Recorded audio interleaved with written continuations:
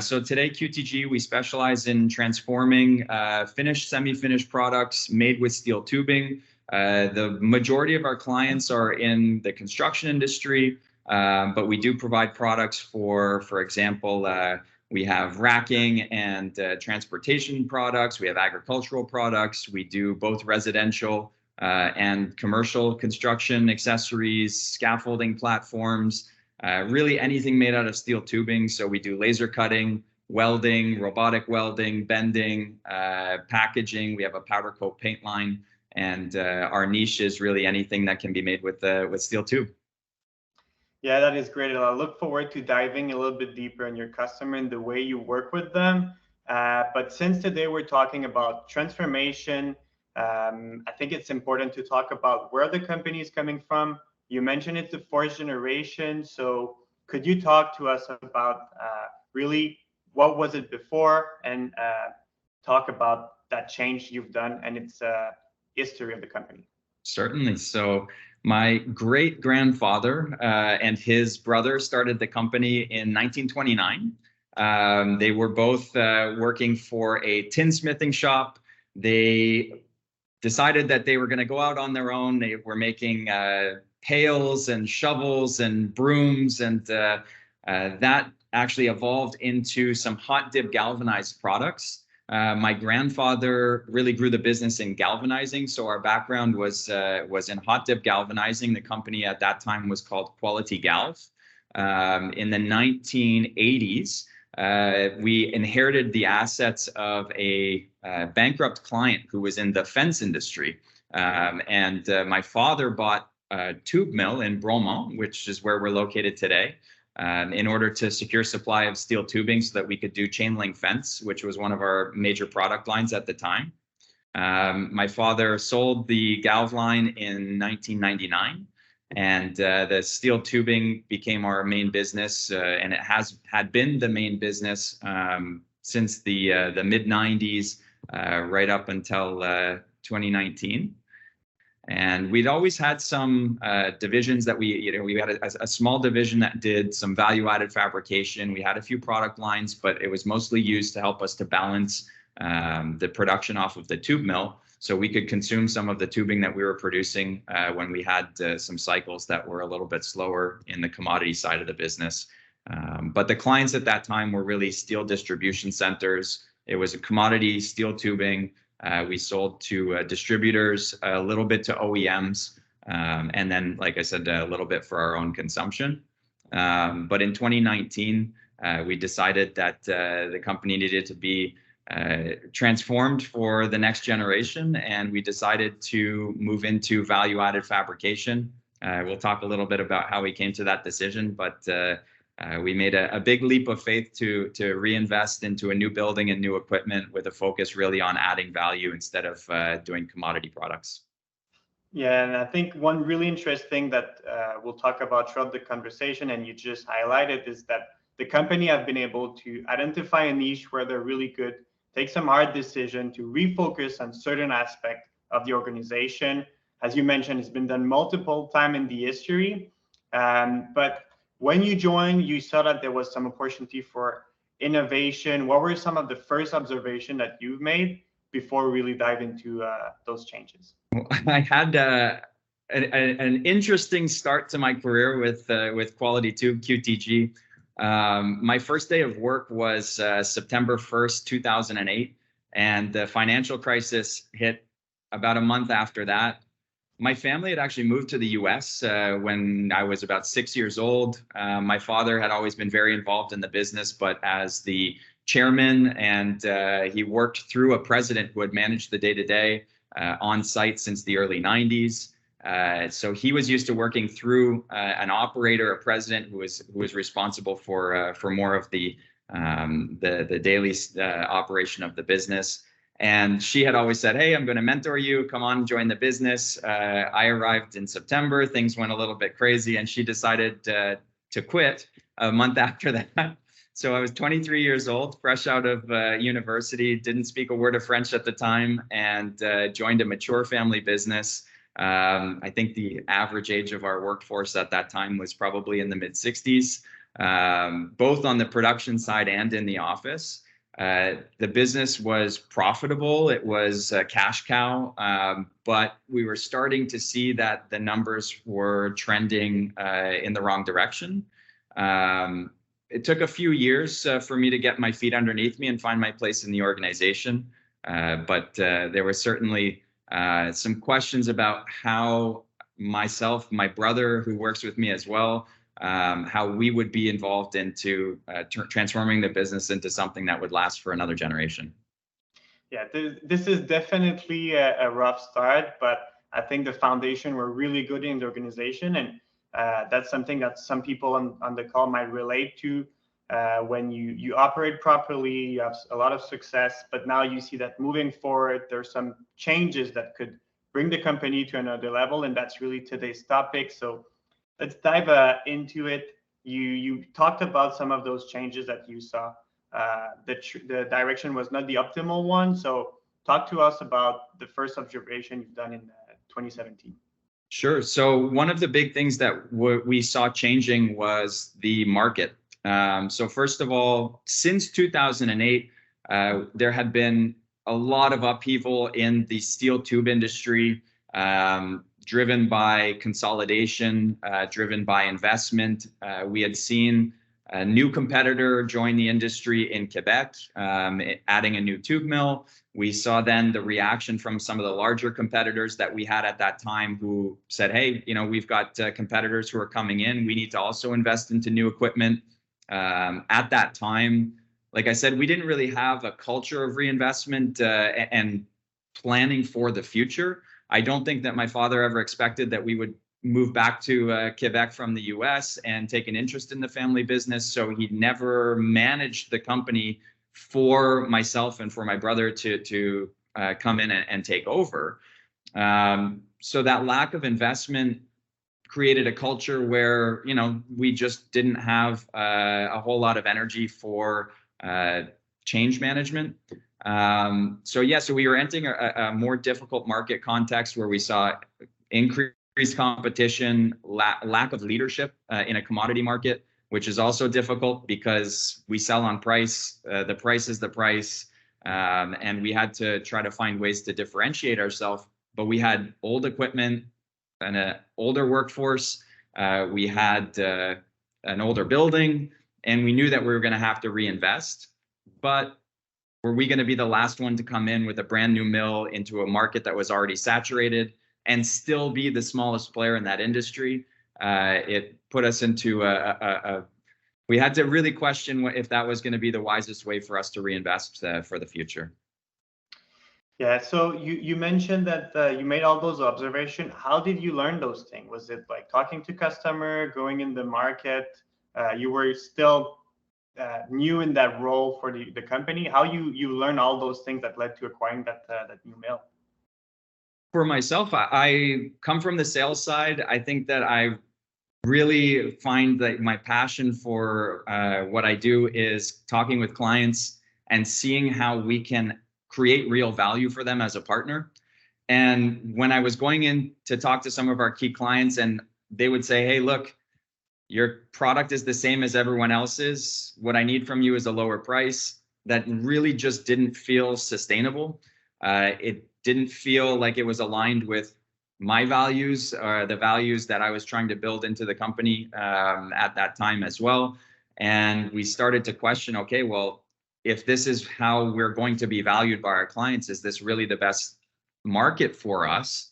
And I do think, too, that it's important for every leader to acknowledge that what works for one leader might not work for another. And I think that, for myself, coming from the sales side, being very invested into the client experience, that was something that we felt needed to be central to what we were going to do, was to really understand how our clients, who we love to work with, what value they were finding from working with us, and to put that at the center of how we would guide our reinvestment.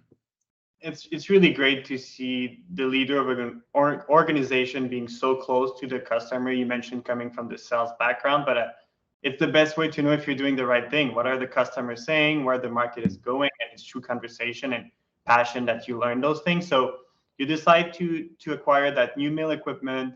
You understand the need for investment to be more competitive, really focus on that niche. So you've made an analysis. I don't think you've done that alone. So from that point, you know you need some changes. How do you prioritize? How did you know what to do and in what order? Actually, the place that we decided to start with was with a more in-depth financial analysis of really where our profits were coming from. Working with commodity products, the revenue can be sexy, but it doesn't always mean that it's translating to bottom line profitability. So we decided that we needed to really take a look at where we were getting the best margins, where we were having the most satisfying interactions with our clients, and where we were finding that we were having friction with our clients, where we weren't able to satisfy their needs, or where we simply were finding that we just weren't adding a whole lot of value. And so we started on the financial side and said, okay, we need to do a better analysis, product by product, activity by activity, and figure out exactly what it is that our clients are going to be willing to pay us for. Because just because you can do it doesn't mean that your clients are going to value you enough as a supplier to pay the extra margin that's going to be necessary to justify the additional work. And I like what you say. It might be misleading when you see those big contractors, those big logo working with you. It's exciting, but when you really dig into the numbers, sometimes you find out that it's either not profitable, not sustainable, or on the other side, some smaller organization or smaller contract is exactly what you should be focusing on. What were some of the first learning or surprises you came across when doing that exercise? Honestly, we found that the fabricated products, which at that time was, I think, maybe represented between 5 and 10% of our revenue, we were finding that there were some niche products. We had actually sold scaffolding products. That was one of the lines that we had, and we had backed out of some of those product lines because of competition from import. But when we decided that we weren't going to sell the commodity products that could be imported by the container from China, the same clients were calling us and saying, well, it wasn't the standard item that I needed you for. It was this custom item that is really difficult to find. We only have a few thousand items a year instead of tens of thousands of items a year, and we're willing to pay you the premium that you're asking us for these items. So we started to have a little bit more insight into why our clients were choosing to work with us, and realized that we didn't need to offer everything in order to be able to sell some items that would have a little bit more margin on them, even if the volumes were lower. And to find which clients, again, that we could be a great partner for. There were certain clients as well that said, the reason we love to work with you is because you have a service focus. We can give you our forecast and we know that it's going to be taken care of. We are a branding, distribution, a design company, and we don't really want to have to worry about the back-end manufacturing. And so we found that we were able to step in as a manufacturing partner rather than a company that was selling branded products. So we started to see some insight just based on conversations with clients, and sometimes as well, you have to break things to see what the mess is going to look like afterwards. And at that point, we had to take some risk and say, hey, we're just going to stop doing this and see who's screaming if we say, hey, we're raising our price by 30%, take it or leave it. And surprise, surprise, some clients said, hey, we see the value there, and we're going to be willing to continue to work with you even at a higher price that makes a little bit more sense for us as a supplier. And I like the way you did that sequence. Is first you talk to the customer, see the trends, then look inside, look at the numbers, make some tests, talk to the customer again, get those validation, and it's a cycle. You didn't do a business plan and execute it. You had all those back and forth, made the learnings. Did you have some support when you did that internal analysis? Was it done yourself? How did you did that effort? So there are a ton of different consultants out there who can help work with through this type of process. We had actually worked with the BDC.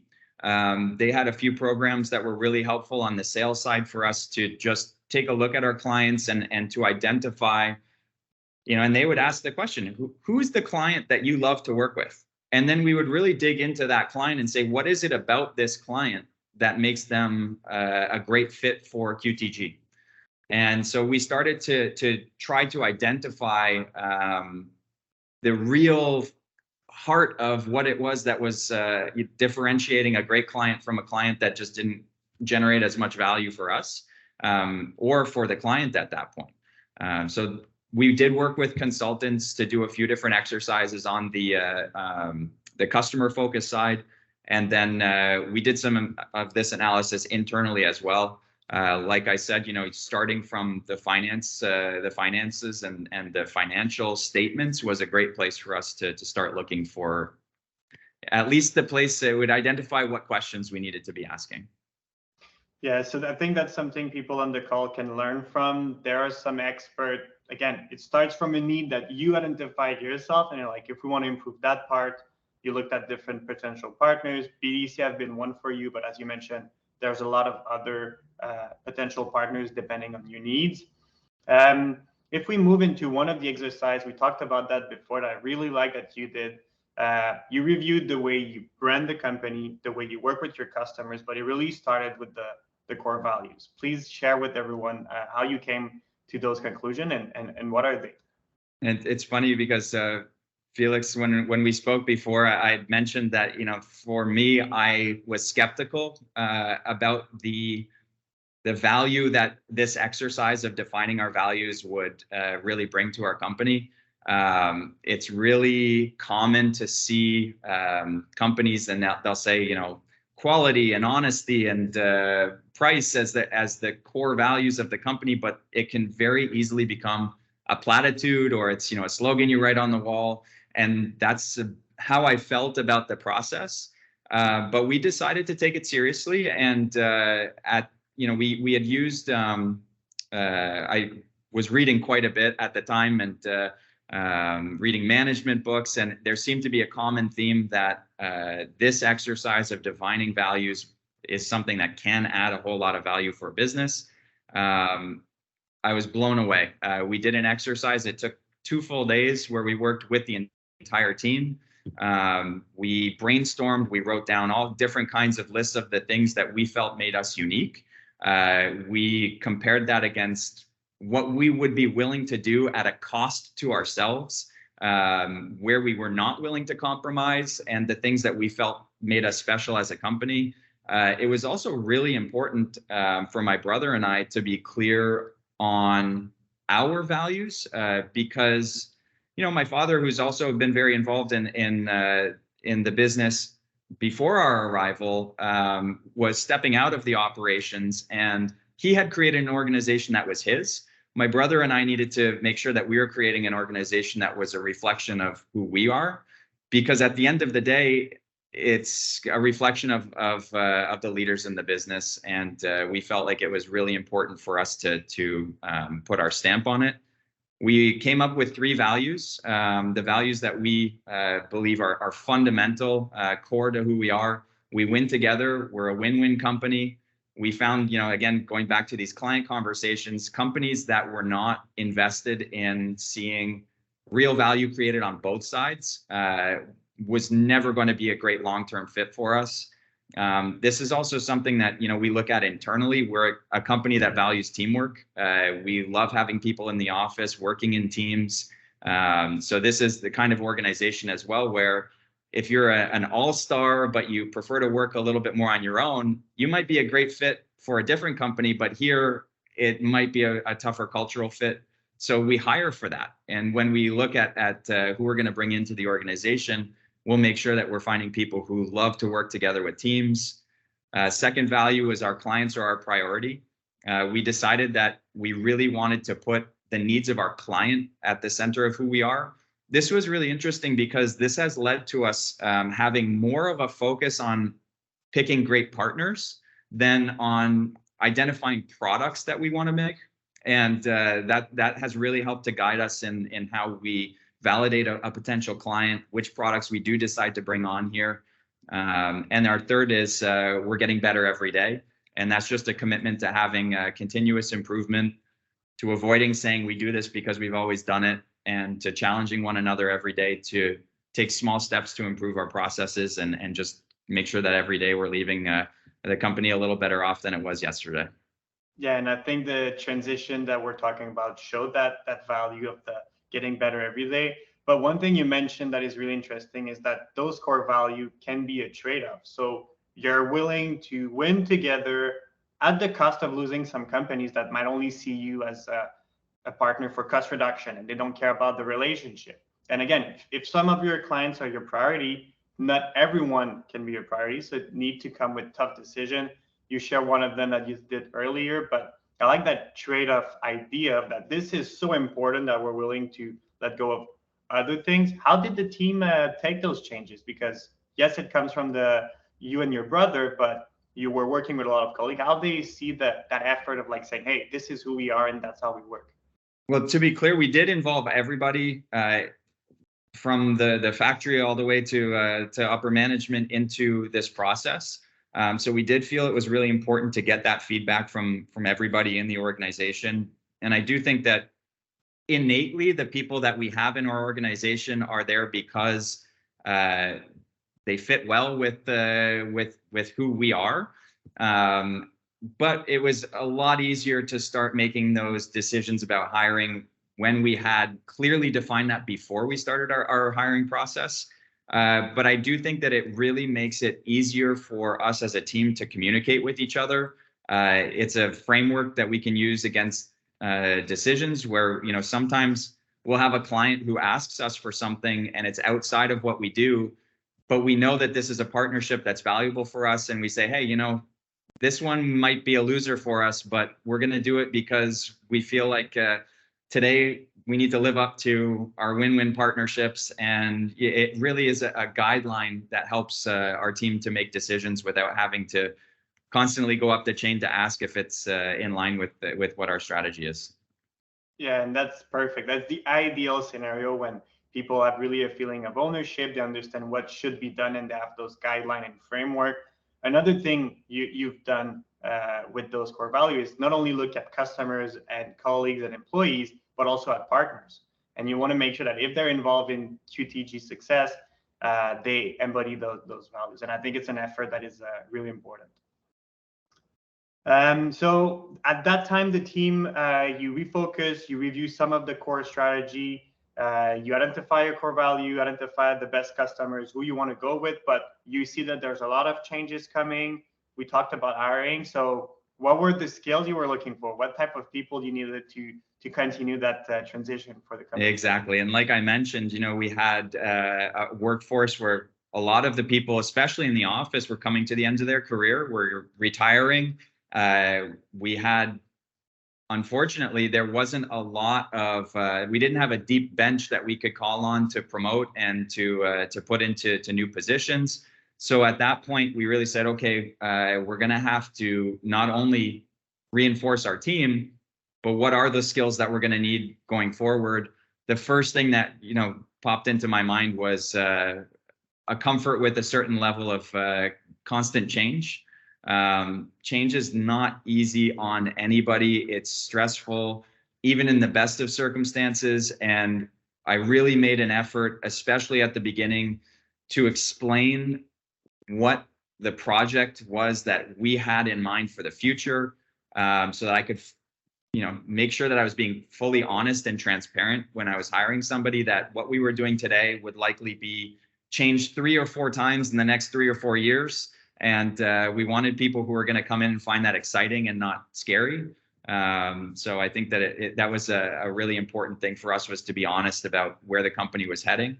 And then for me, it felt like, again, when I would bring people into an old building where, there hadn't been a whole lot of investment, I had to sell the vision of the future.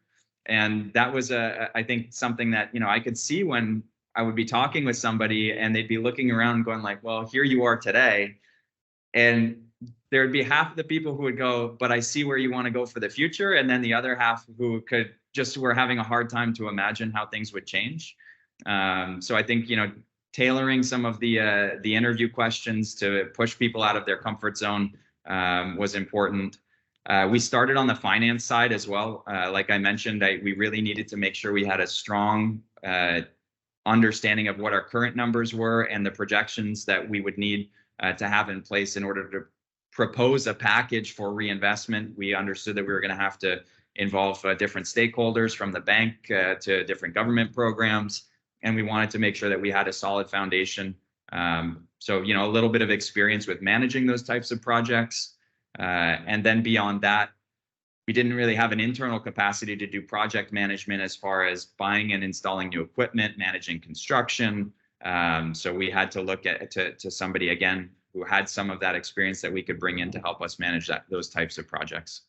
And I think that's something people can learn from. I hear a lot of innovation project, big changes, and sometimes the lack of ownership slow down those projects. So finding a project manager that can be accountable for the success of that specific change is really important. And I like when you said that you had to sell that vision, because not the infrastructure, some of the things that you were mentioning were not there, but also I think it filters some of the candidates. And if they really buy into that vision and they're excited to join, then it becomes a better fit. So you made a few hires, you look for investment. There was multiple phases in those investment. So you have that team. What was the next step? So fortunately, again, one of the benefits of being a fourth generation business is we had a lot of partnerships in place already with the bank. We were well financed. We didn't have debt at the time. So, you know, for us, we were in a good financial position. And that may be the first place to start on a project as well, is to look at your timeline of when you would like to start reinvestment, and make sure that you're setting aside the proper financing, so that, you know, any additional partners are going to feel comfortable that the owners have some skin in the game as well. So for us, you know, we had to take a look at what our financial position was. And then we started to say, okay, well, what would an ideal project look like for us? And what's that going to cost? So that we could start to have some very preliminary conversations, first with our bank, and then second with some of the local support that we found from the CLD, and the resources that we found from the government, and also very locally, to help us to make sure that we had the proper stakeholders at the table when we wanted to present our project. Yeah, and one thing that is important, so you have that really long-term vision, you understand where you are, and then it's starting to do those priorities. So you outline the plan, and you can't do everything at the same time. How did you start to prioritize a different thing? What was that sequence? And maybe also give a time frame. Was it like a day meeting, sure, and the next day you start, or over a few weeks? How does that look? It definitely was longer than a few weeks. So, you know, this process of, first of all, just understanding how drastic the change would be was probably a full year. I'd say from 2016 to 2017 was really when we were doing the most of that analysis, speaking with clients and allowing ourselves to build the strategic overview of where we felt there was an opportunity for us, using our expertise, and then what investments it would take in order for us to reinforce the areas where maybe we didn't have the right equipment, or we didn't have the expertise and would need to hire. You know, we looked at investment not only as just investment in CapEx, but investment in people and training, so that we could make sure that we had the right team and the right equipment for the future. But so the strategic overview took us about a year. And then from there, we started to put together the preliminary outline of a reinvestment plan. And that honestly was very vague at the time. We were looking at what equipment we might like to add. We were doing an analysis of if we had space in our current building. At the time, we had two facilities that were doing production. Would we consolidate? Would we expand? Would we start a new project from scratch and move everything into a new building? So we really had to take a step back and say, okay, well, who do we want to be in the future? I think my brother and I were both aligned that we wanted to grow the business.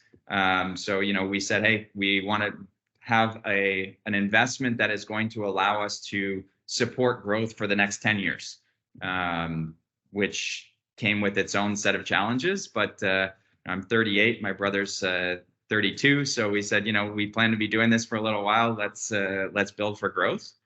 And then from there, again, everything was really based around where we saw our opportunity, based on the conversations that we were having with our clients, and also the opportunities that they were referring us that we weren't able to take advantage of because of our lack of equipment or expertise. Yeah, and you just said it. I was expecting, but your clients were also involved with not necessarily each of the conversation, but that overall strategy internally. Who were the people you would go to? You mentioned your brother. What did that team that drafted that plan look like? So again, our director of finance, Hervé Poupard, was very involved from the beginning. So he and I worked very closely on the financing aspect of that. We had used some consultation services, like I mentioned, from BDC. We had also involved our management team. So we had hired a new director of business development, Stephanie Bayard, and she was involved in helping us to identify different opportunities. We had questions about HR. So we had HR involved in that as well. We had the ownership, which is my father, my brother, myself. We were talking about that on an ownership level. And then because it's a family business, and the family business has been the source of our family's wealth, we had to have conversations at a family level as well about the risk that we were going to take and how we were going to move on to the next phase of our family's biggest asset. Yeah, and I think you mentioned it in your core value that it's win together, but it's also a lot of communication, making sure things are clear, even when they're evolving really fast. So from there, you have your plan, you understand what are the priorities, what are the costs and the potential benefit. You had some partners. I think I want to pause a little bit here so you explain who they are and how they help you, because in those type of massive transition, you can't do that alone. And I think we have a great country and a great province where a lot of resources are available. How do you prioritize? What are they doing, and how did they help you? So if I could go back to the beginning and better understand how these programs worked, I think that would have been a major asset to have a better understanding of how each of these agencies works. Where we found the most success was starting at a very local level and allowing our local partners to help us to carry the project up through each step until we got to the federal level. And what we found that allowed us to do was really have support from each level, because the members of, for example, we started just within we're located in the Bromont Industrial Park. And so we started just within the industrial park of talking with the resource who is here to help us, who's here to help planning in the park. And she referred us to our local CLD, and the MRC, I think, would be another local resource. I don't know if the group here is mostly from Quebec, but each region will have a local development partner. And we had a ton of support from the CLD Brome Missisquoi. They offered all different kinds of services to help us sit at the table with the right people who could give us some guidance on, first of all, what the incentives were from the government, because every cycle is going to have a different mandate. And they really helped us to align our project with the funds that were available from Investissement Québec, from Développement Économique Canada. So we started there, and getting those partners involved was also very helpful, because they helped to remove some of the risk for the traditional banking partners. And so that was very helpful to know that we had buy-in from Investissement Québec and Développement Économique Canada through the SOR program. At the time, the programs were really focused on an Industry 4.0 transformation. And so we had some good coaching to say, hey, you need to speak to this. You need to speak to job creation, and you need to speak to Industry 4.0 every time you're speaking with somebody. And it really helped us to just tailor our messaging It helped to guide some of the investment decisions that we were making. And then that allowed us to have a more receptive audience at each level of the government. But again, we were also, I mean, for myself, I was very pleasantly surprised to learn just how invested each one of these agencies was in seeing us succeed. They're not there to say no. They are there to help find good projects that they can bring to their departments and fund that so that they have a mandate to help the Canadian economy, the Quebec economy, the local economy. They're always looking for great projects. So I was very pleasantly surprised with just how helpful everybody was.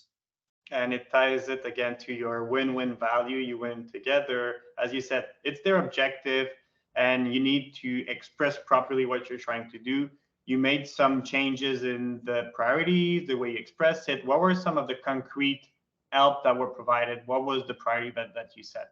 So the biggest surprise for us when we came to the table is, we came with a modest plan to reinvest into some equipment and to do some small renovations of our existing building. And the messaging that we got from our partners at the time was, well, what if you were a bit more ambitious? What could you do if your project had some additional funding?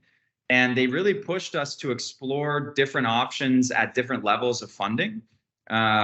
So we ended up going from a project that was going to be a renovation and a slower reinvestment into the growth of the business into a transformative project, which involved building a 76,000 square foot building.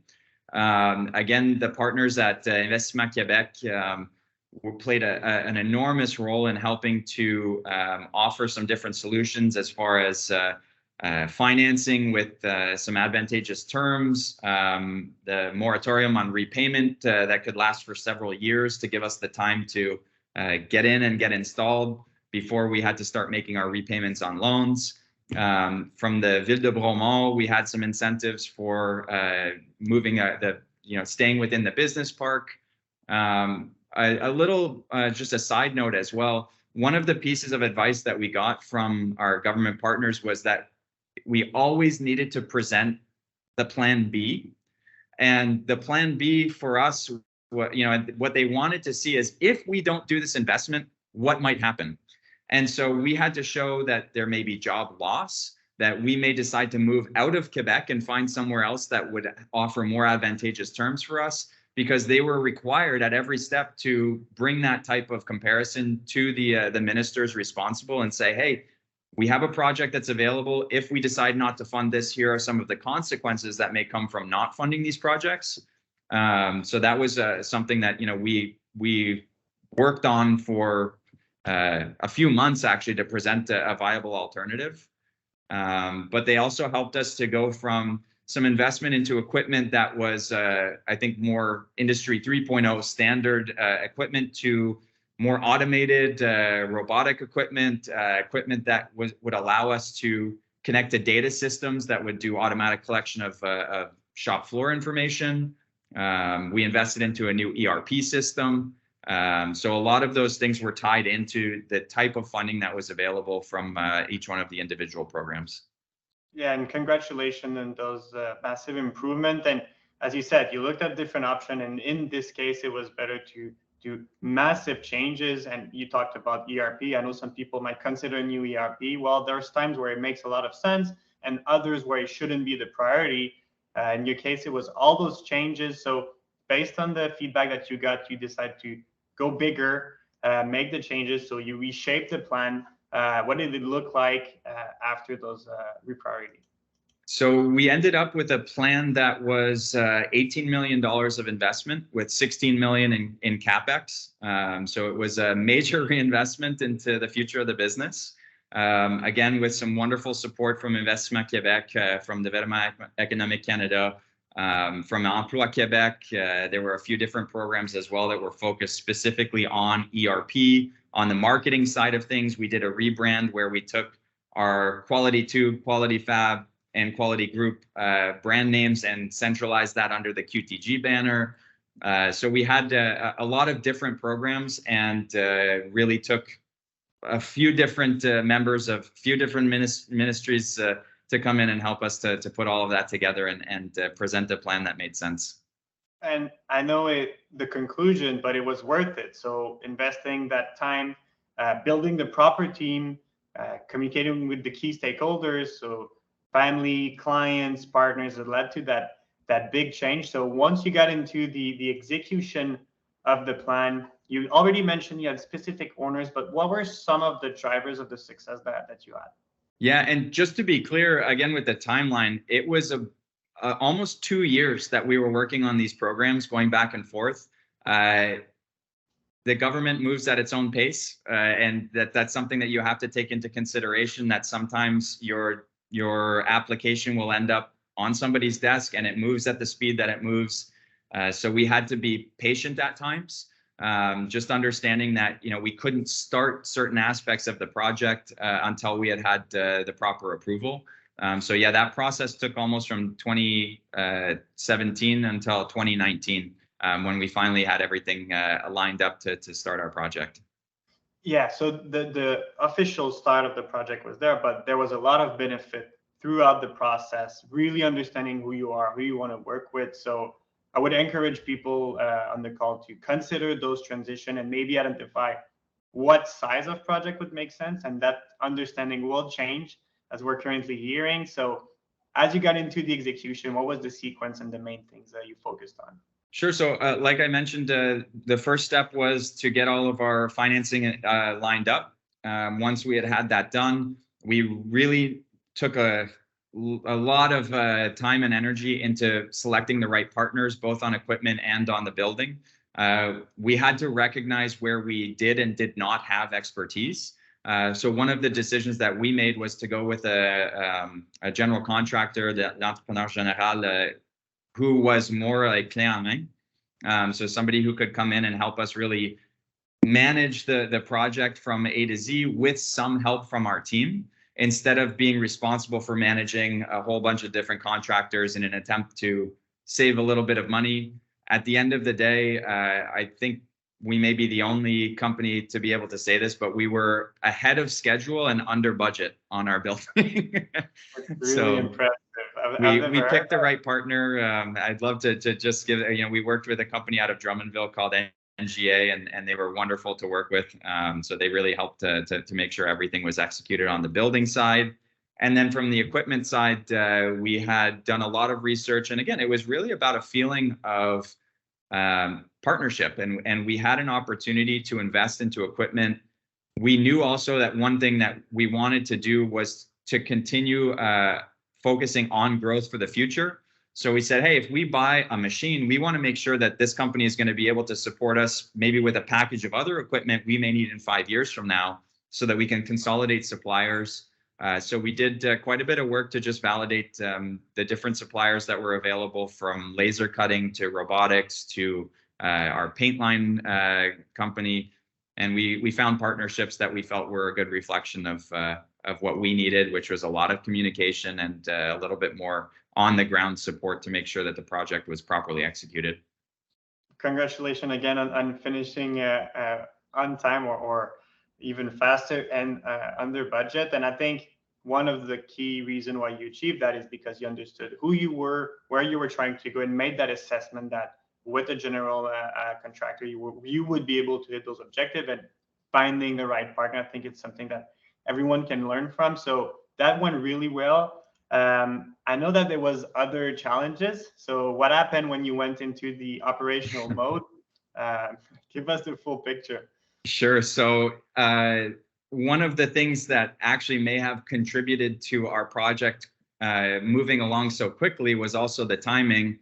As everyone knows, in 2020, when we started working on the shovel went in the ground, COVID hit.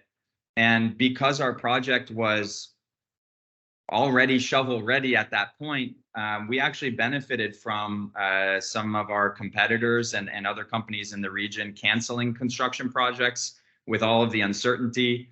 We decided again for us that we were investing for the future, and we were going to take advantage of whatever programs were available for COVID support. And that actually allowed us to refocus some of our people from external projects to internal projects. But there's a downside to that as well. The team that we had built was really a team that was designed to manage projects and to manage transition. So one of the challenges that we've faced since we moved into our new building in 2021 is how then to change the organization to focus on the execution of the day-to-day needs of the business rather than on managing. It's one thing to manage a shop, it's another thing to manage a construction project, and it's not always the same skills that are going to be applicable to one versus the other. So we did have some difficult decisions to make with regards to people. Again, part of that is just being transparent, and some of the members who were hired to come in and help us to do these big projects and to transition were not the right people to help lead the organization from an operational perspective. And we had to make some changes in personnel, hire new people, and also to really focus on internal process, procedure. And fortunately for me, my brother is a great compliment to me. So he's the COO and is much more focused on the internal. For myself, I love the projects and the sales side. So we have a nice complement between the two of us where I can focus outside of the business and on forward thinking, strategic thinking, and he can focus internally on process and execution. So that was certainly a challenge for us. That type of collaboration is key, and regardless of the profile that you have, finding the right partners to take on different type of tasks and also challenge you, because sometimes you're too optimistic, you see it in a certain way, and you need someone to say, hey, by the way, have you thought about those elements? So you're one of the rare occasion of companies that COVID really helped. I think there's others, but in your case, it's accelerated some of the changes that you had to do. So we'll get into some of the unforeseen issues. You mentioned COVID was one of them, and I invite people to put questions in the chat. We will have some time at the end to go over those questions. How did you approach those unforeseen issues? What were some of them? Maybe some really concrete example as some of you shared earlier. Sure. So I think, it's not the issues that you foresee that are the ones that are going to cause you a challenge, because you can prepare for them. It's the things that are unforeseen, that are overlooked. And for us, we had all of our financing was based off of sales projections, which were negatively impacted, first of all, by COVID.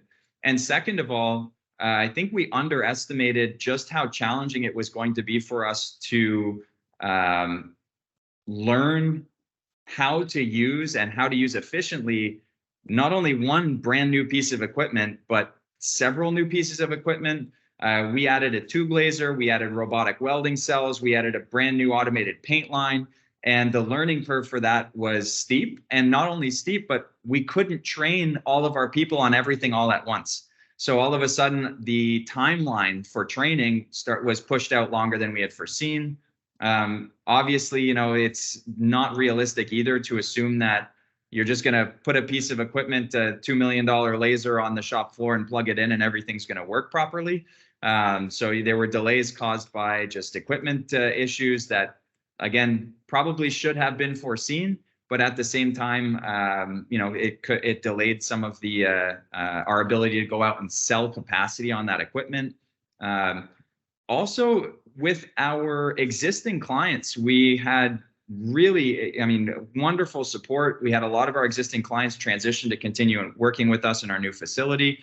At the same time, we found that because of our partnership-focused approach, our sales cycle for onboarding new clients is quite long.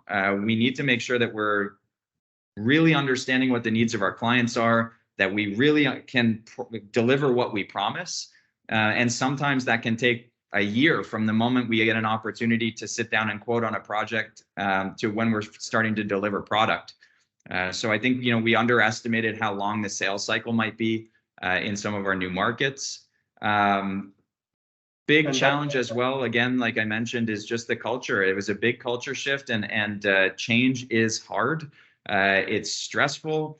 We had really to put a lot of energy into just making sure that our people felt comfortable with what was going on, to do extra communication, which, is something that as an organization, we hadn't built the reflex to do that because, we were coming from a mature business that didn't need that type of reassurance and communication. So just understanding that we had to build an internal culture of communication and transparency was difficult.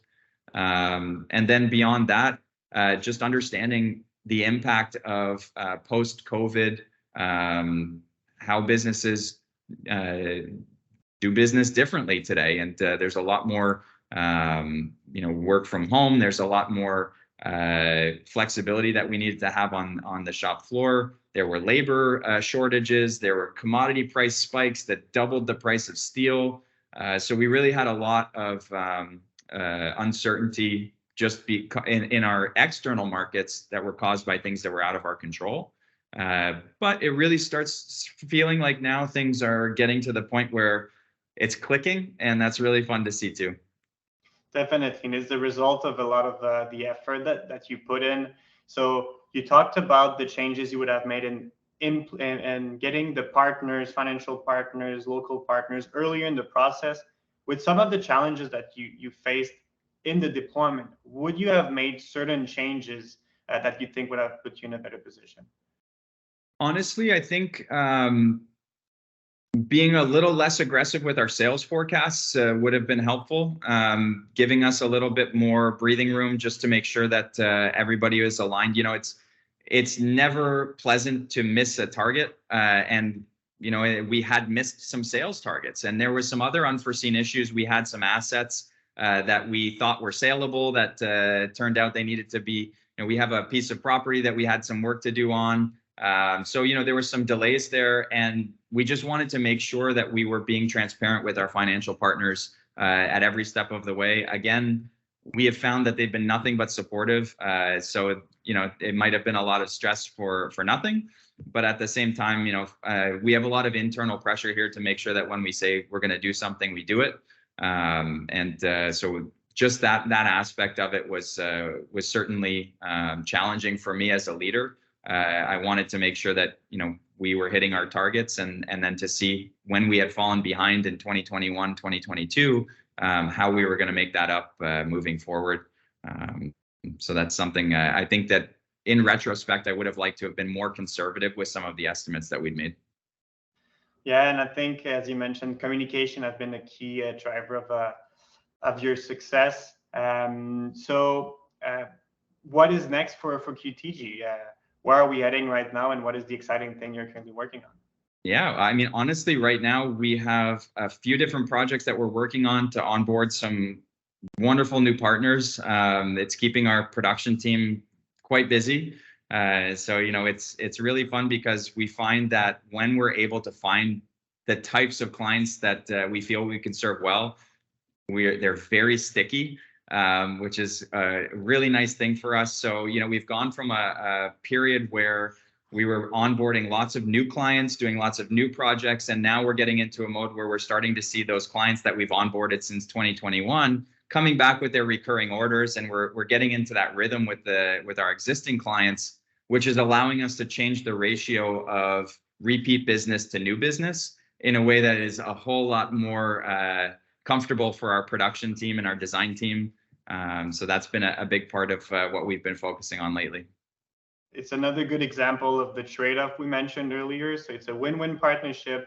There's a lot of effort upfront, maybe longer sales cycle, but once you have that partnership established, both organizations can benefit. I see that we're already at the end of the time that we allocated. We will stay on the call to take other questions. I want to thank everyone for attending. And Giancarlo, I would like to let you a final word. What would you recommend to people, and how would you like to close this great webinar? Yeah, I mean, I think, like we mentioned, I'm very fortunate that, first of all, I had the support of my family. My brother and I are working well together and learning how to be great partners. My father, who was always encouraging for us to do something different, and we had that legacy of innovation, which really I think can be difficult for a lot of companies. You say, this is who we are. You identify with a product rather than with the organization and the people that make that a special place. So for me, I think it took some courage to say, hey, you know what? We're not stuck on this product line. We're going to do something a little bit different, and had a lot of support. But I'm just very thankful for all of the team here at QTG and all of our partners who helped us with this project. It's been certainly a busy few years, and we're looking forward to a whole lot more years in front of us of well serving our clients. Well, hats off to you and the team. Amazing work. I invite people to reach out directly to you or learn more about QTG. Thank you, everyone, for attending, and I will wish everyone a wonderful day. So goodbye, everyone. Thank you very much.